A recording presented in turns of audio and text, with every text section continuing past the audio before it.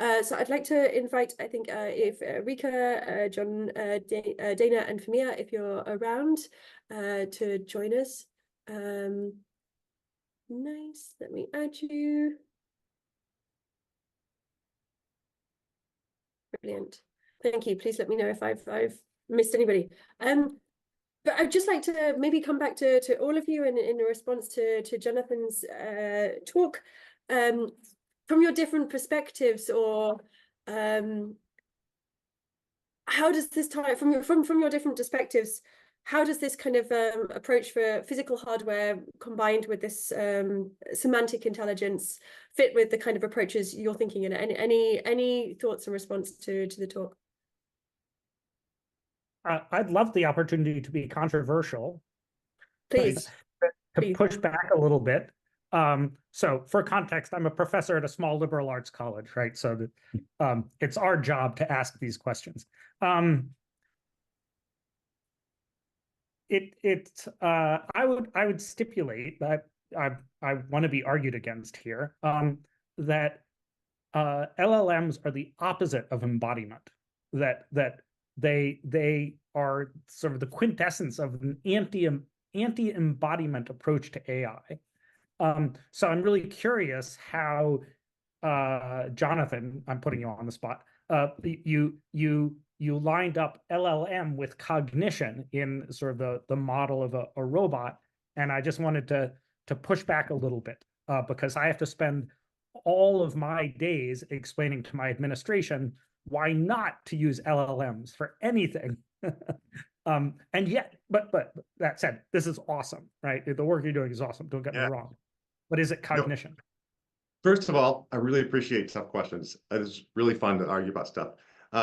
Second, you're right. I think I've been a little bit loose with words. Cognition is, I don't know what other word really to use. I think of LLMs as the ability to bring in human context to something in a way that in robotics has been incredibly difficult in the past. You can just look at an image and say, identify the things in the image. The LLM will just throw it back at you. Say, that's a microphone, that's a door, that's a picture on the wall, and it'll describe a scene. That's amazing and never been done before. So having that contextual information is very, very useful in then getting your system to make decisions about that information. Now, I would not say that LLMs are necessarily that good at making decisions, at having intent or having a plan for what the robot should do. And that's kind of that middle layer that I still think is a little fuzzy for us. I know how to do the physical intelligence and say design a behavior that can walk and run and grasp and pick things up and move them. And we know how to sort of set up a workflow. And for something very structured, like I was saying, to clean up this mess demo, let me ask you this. How would you think about, we want to use the words cognition or LLM, we said, Digit, clean up this mess, and then Digit did.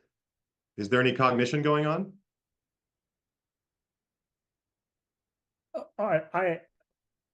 I'd say there's tons of cognition, but not much of it is happening. None of it is performed by the LLM. I think a lot of it has to do with all the work that went into training the LLM, right?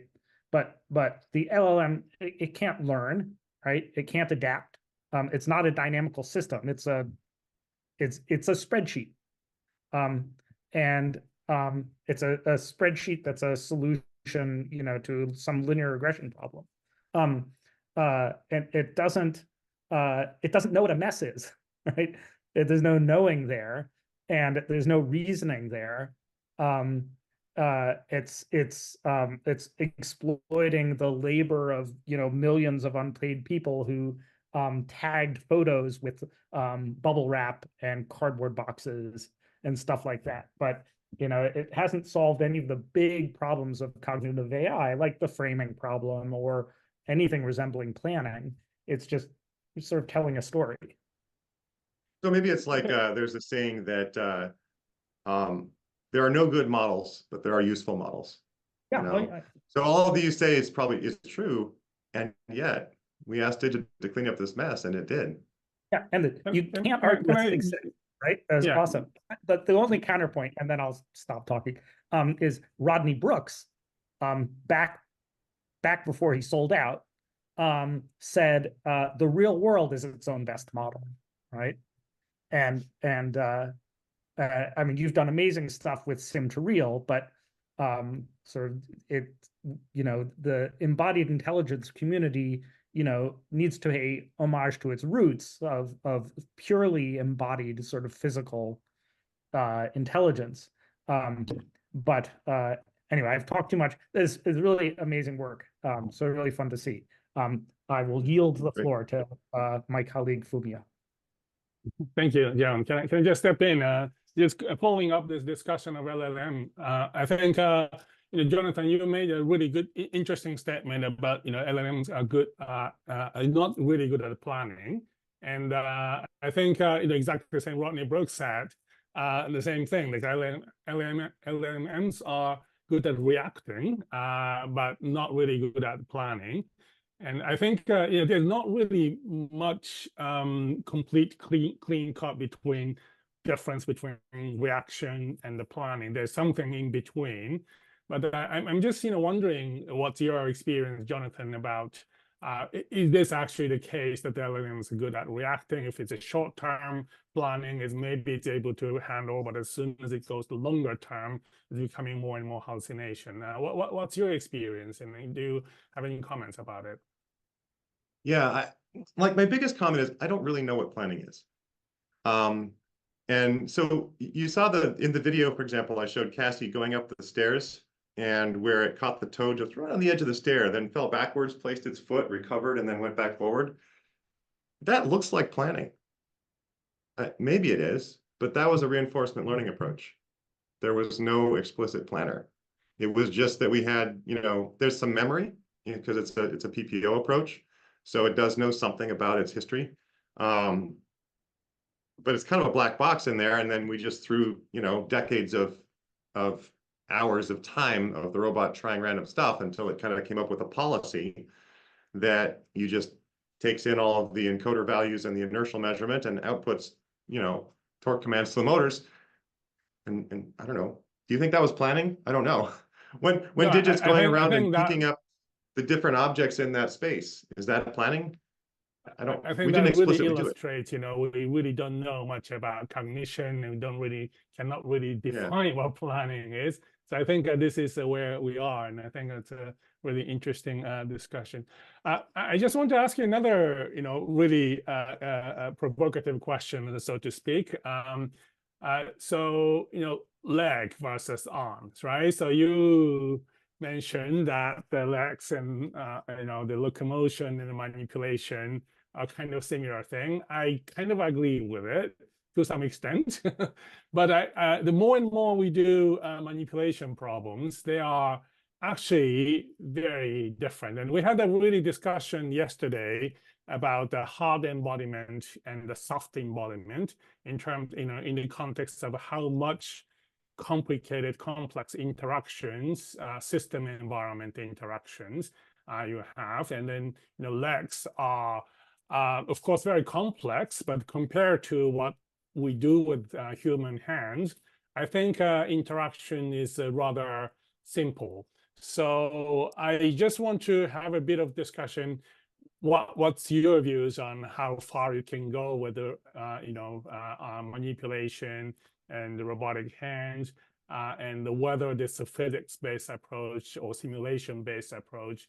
How far can we go with this kind of technologies? Can we go as far as with the legs locomotion, or we're going to soon see the limitations of what we can do with the manipulation in the near future?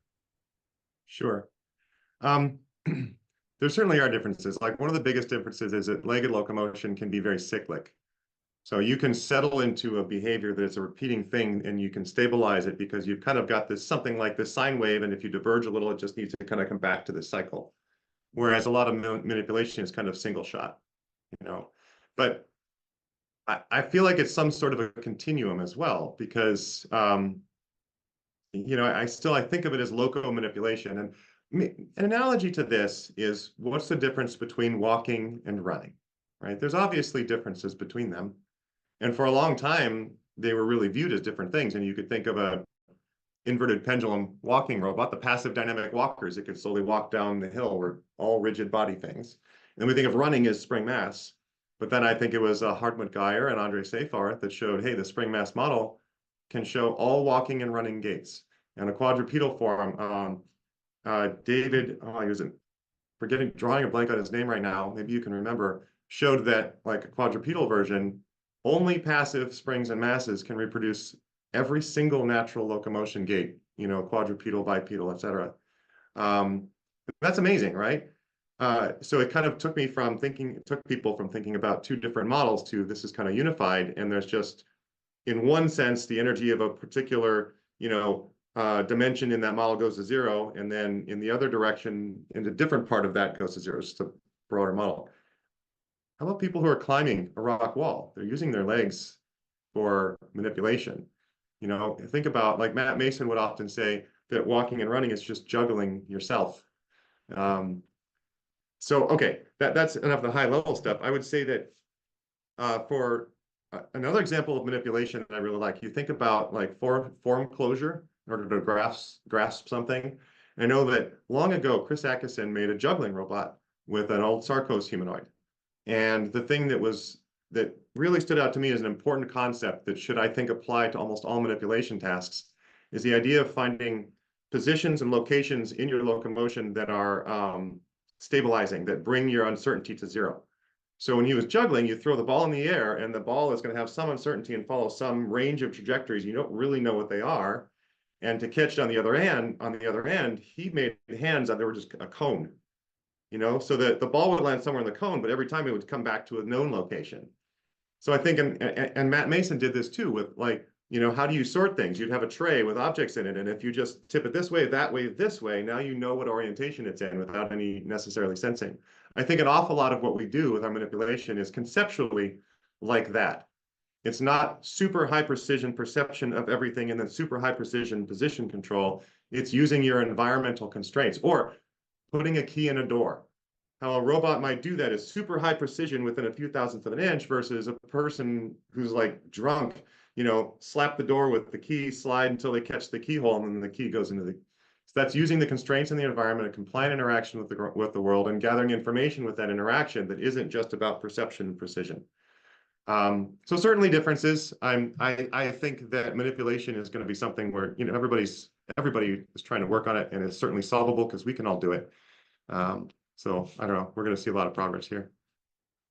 What about the hardware side? Because as you said, that was something that was a breakthrough in terms of locomotion. There's very different challenges for manipulation in terms of the number of actuators, the distributed sensing.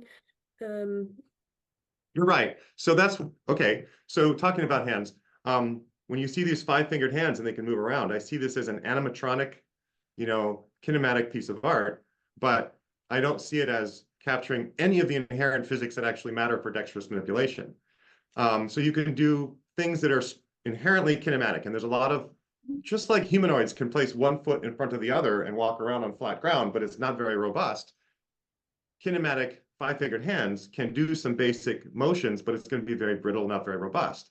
To do real dexterous manipulation, it's going to be analogous. You're going to need the same kind of compliant interaction with the world and the real sensitivity to the forces that you're applying, and the ability to have it be insensitive to disturbances. So when you pick up something that's bigger or smaller or heavier or lighter, it doesn't really matter because you're just kind of mashing your hand around it. And you're absolutely right. At that scale, making a lot of small actuators, biology is good at that with many small muscles and tendons, and robotics is not. It's much easier to make a big motor and a big gear train. So that might make it more challenging, you know, than locomotion. And that's also why I think that the best dexterous manipulators are likely to be 2 fingers or maybe 3, you know, as simple as possible in order to get really exceptional behaviors. Interesting. I'd like to ask, oh, you go? Okay, yeah, I wanted to ask about adaptation. So I'm a big fan of your work all the way from Atreus. I actually ran a few experiments on Atris, so a fan of, assume the robot is a sphere and simplifying hardware. And that's what I guess allowed you to really kind of close this interreal gap, because you addressed it from the hardware side, right? But especially in manipulation, we have cases where we can't close this interreal gap, but like don't have information like friction, right? And so we have to sort of adaptively close it online, in real time in the real world. What are your thoughts on the adaptation methods? So, yes, suppose you've trained in sim. Yes, suppose you made a best effort to make high quality hardware that is, like has some notion of what the forces are in the environment. What do you think about the adaptation methods, or how to maybe make the hardware somehow adaptive as well? It's a tough question. I do think that sometimes you're trapped behind the hardware and there's nothing you can do about it. It's like when we went from on Atreus, we had a fiber optic gyro that gave us the inertial measurement, the orientation. And it was 5 pounds and took a lot of energy and was $18,000. And it was fine for a research machine. And, to give you an idea of its precision, when we bought it and the students had it on the workbench and were testing it, they were like, man, it's drifting. This shouldn't drift. The specs say it should be much more stable. I don't know why it's drifting. They finally figured out it was drifting 360 degrees per day. So it was measuring the rotation of the Earth, and that's the drift they were measuring. So when we put it on the robot, then, we had to point it north to calibrate it. And then if we were running for a few hours, we had to recalibrate it. But it was that good. And that precision, that ability, meant that we didn't have to worry about filters, estimates, it just straight in. On Cassie, we used a MEMS gyro, which was way noisier.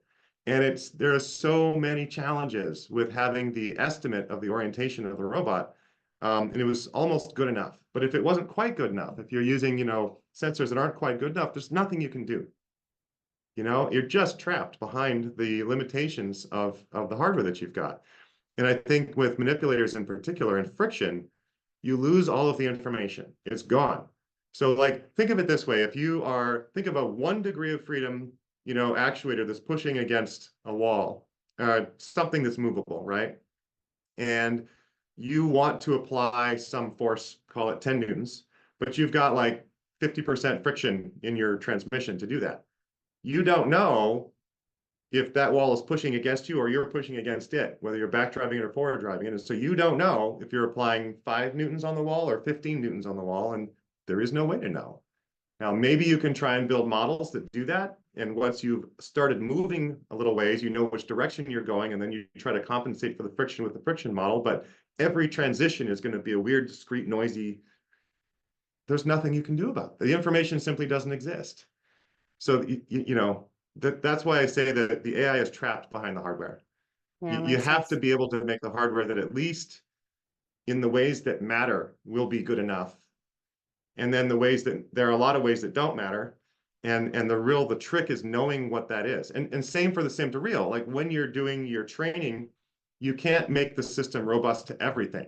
You can't say the robot might have anywhere between 0 and 1 million limbs. It might weigh between 0 and 1 million kilograms. Might have between 0 and 100 friction. You have to actually choose what's the stochastic range of the things that it will see, and then only sometimes is there a solution. So that's one reason why trying to reproduce animal behaviors is possible, is because we have a proof of possibility there. We know that it's possible. And so that, sometimes there may not be a solution for something. I don't know. I see. Yeah, it's interesting. I was recently at a workshop, which was actually primarily a manipulation workshop. And when there was a poll around the room, what do we need, computation or improved hardware? Unanimously, people said computation. And I said, what? Yeah. We need better hardware. And it is really, really strange to hear something like this. But I think it's because it's what maybe John was referring to earlier. It's like we have these LLMs, we are now empowered and we can solve kind of everyday tasks that we weren't able to solve before, but they're still very simple in terms of their physics. And so we might get stuck behind this. Yeah, you're limited by your hardware. So yeah, it's good to hear that. Yeah, this opinion. Yeah. I was just wondering to change the topic a little bit back to the kind of the human-centric aspect. And Jonathan, you said that our robots should match the environment we're working in for humans. But as kind of robot capabilities evolve and perhaps human ones, is there perhaps at some point going to be a switch where we actually start to design environments for robots and humans, or for robots, maybe agriculture could be one, for example. Do you think this could happen going forwards, or do you think it's really going to be our robots must fit in with a human environment? I guess I would say that our approach at Agility Robotics and our strategy is to make human-centric robots.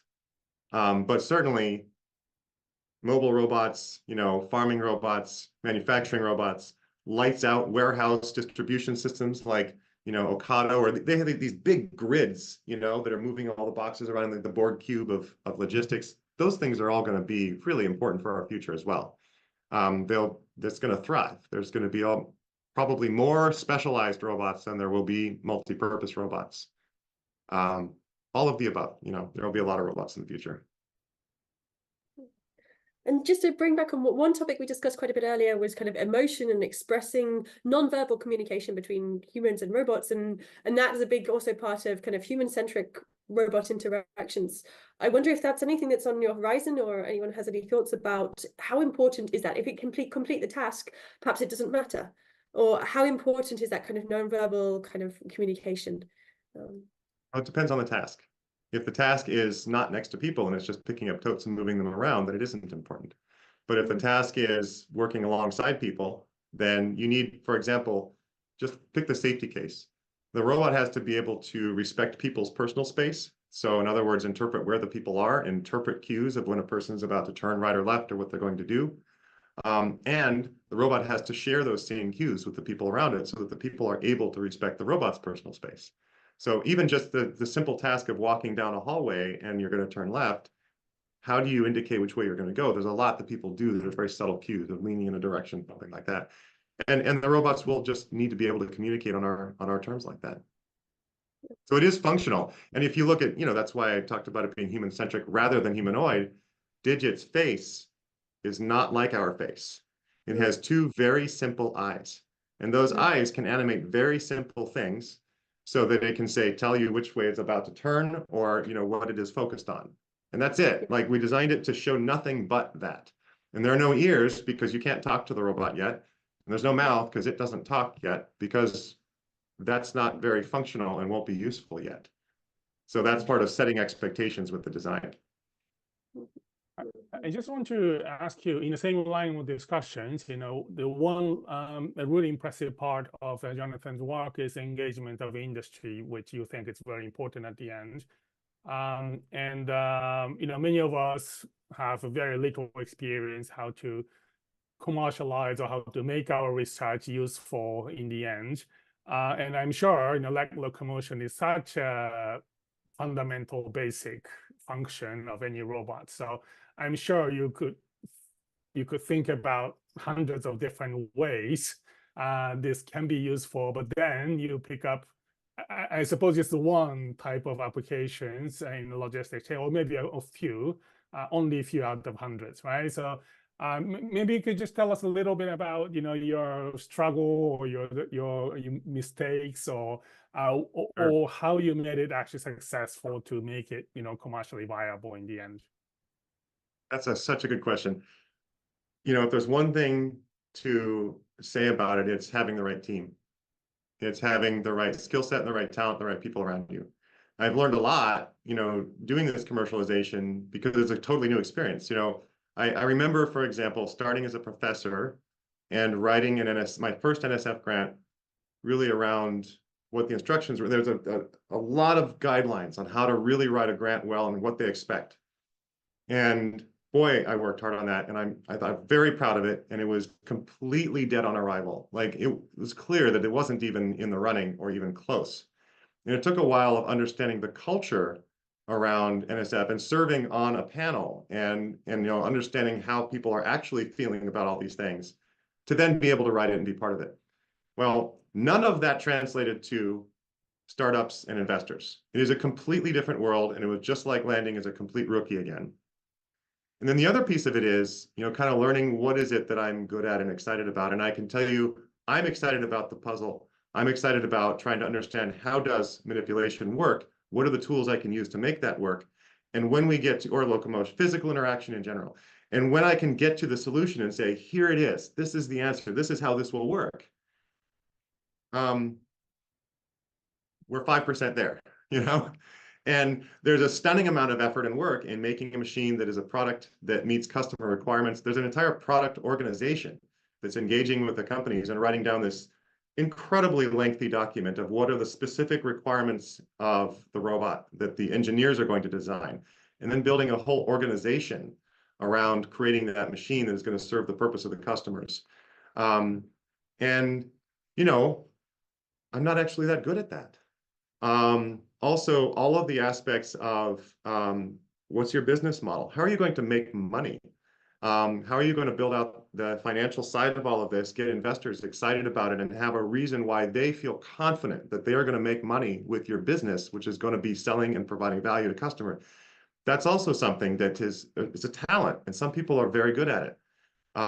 So building the team. You know, I was never the CEO of Agility Robotics, and that was a great choice. I teamed up with my great friend from graduate school, Damian Shelton, who, you know, when we were grad students together, he's the one that negotiated the healthcare contract for the graduate students, right? Just volunteered to do that. So it's like that was his inclination and his talent, but he was also new robotics. So it was a great partnership to start with.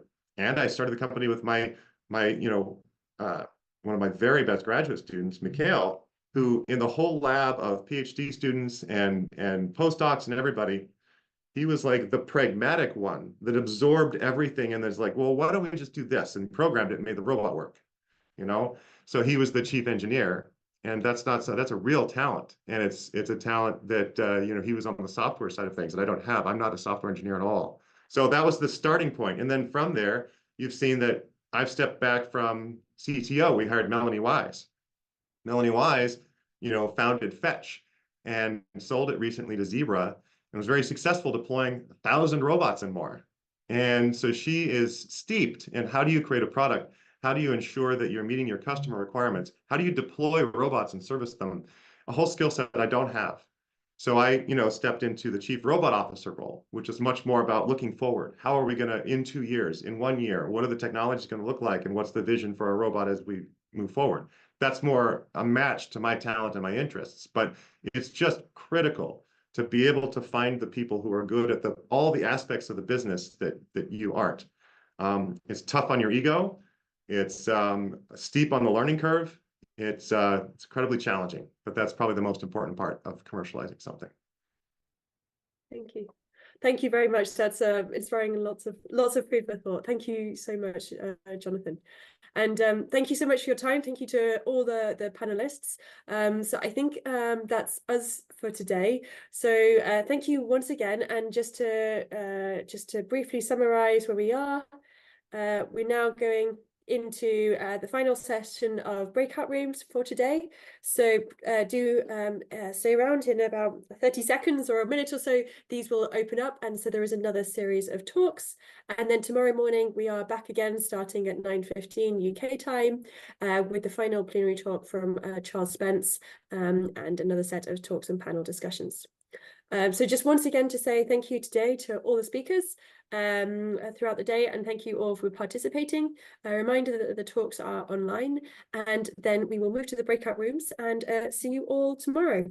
So these should now be the 3 breakout rooms we should have: human-centered systems, computational approaches, and cyber-physical systems. So please, if you're having any problems joining these, just put the number of a room when you want to move into the chat, and then we'll move you. But thank you very much, everyone, and thank